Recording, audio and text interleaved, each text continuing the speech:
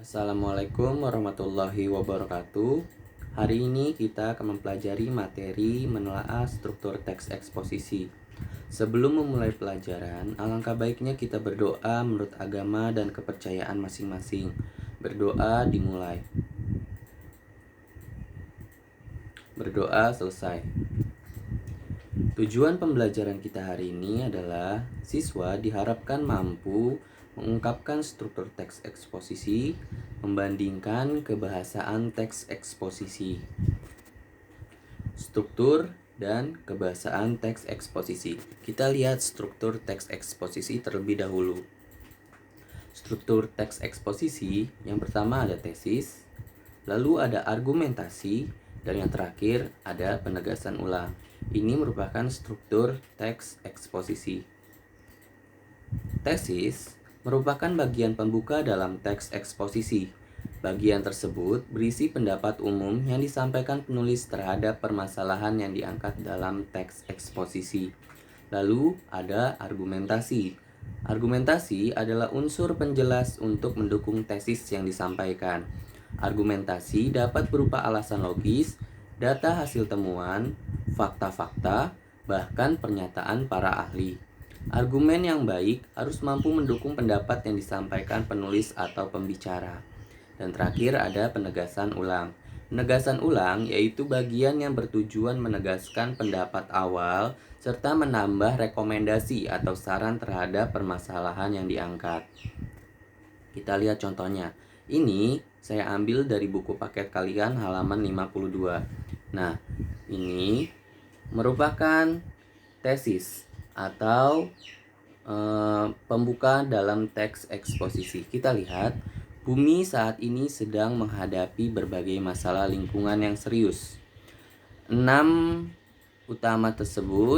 masalah utama lingkungan tersebut adalah ledakan jumlah penduduk, penipisan sumber daya alam, perubahan iklim global, kepunahan tumbuhan dan hewan, kerusakan habitat alam, serta peningkatan polusi dan kemiskinan. Nah, ini merupakan tesis dalam teks eksposisi. Tesis biasanya muncul di awal paragraf.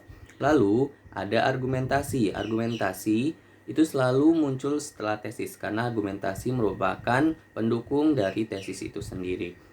Yang di kotakin merah ini merupakan argumentasi. Ada beberapa paragraf dari para ahli.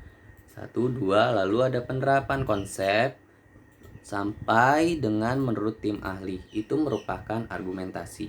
Dan yang terakhir ada penegasan ulang.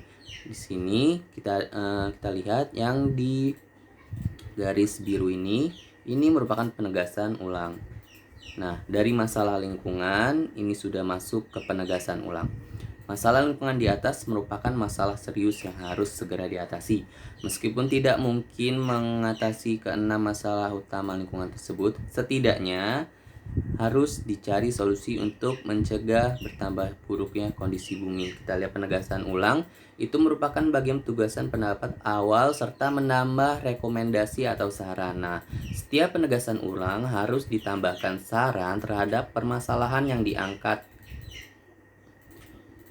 Lalu ada kebahasaan teks eksposisi.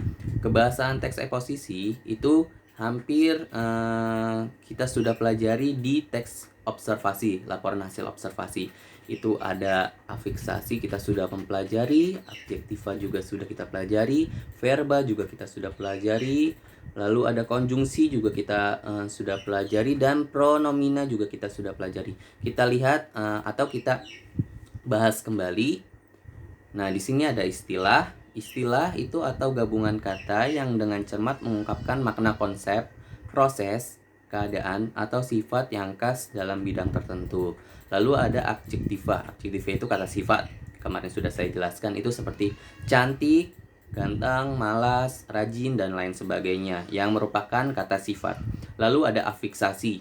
Afiksasi, proses pembentukan kata dengan cara menghubungkan afiks pada bentuk dasar atau juga dapat disebut dengan proses penambahan afik atau imbuhan yang menjadi kata. Hasil proses pembentukan afik atau imbuhan itu disebut kata berimbuhan. Yang kemarin kita sudah pelajari, ada ber, ke, an, dan lain sebagainya. Lalu ada verba, kata kerja. Dan ada pronomina. Pronomina adalah kata yang dipakai untuk mengganti orang atau benda. Kata gantinya seperti aku, engkau, dia, atau beliau juga bisa. Lalu ada konjungsi. Kemarin juga kita sudah mempelajari konjungsi kata atau ungkapan penghubung antar kata, antar frasa, antar klausa, dan antar kalimat. Nah, ini ada soal untuk kalian. Kalian download terlebih dahulu KBBI, itu tidak sampai 10 MB. Lalu kalian cari maknanya dari istilah yang sudah saya berikan atau istilah yang ada di kolom ini. Kalian cari di KBBI, lalu ketik satu persatu dan temukan maknanya di KBBI. Mungkin itu saja pembelajaran kita hari ini. Kurang lebihnya mohon maaf. Wassalamualaikum warahmatullahi wabarakatuh.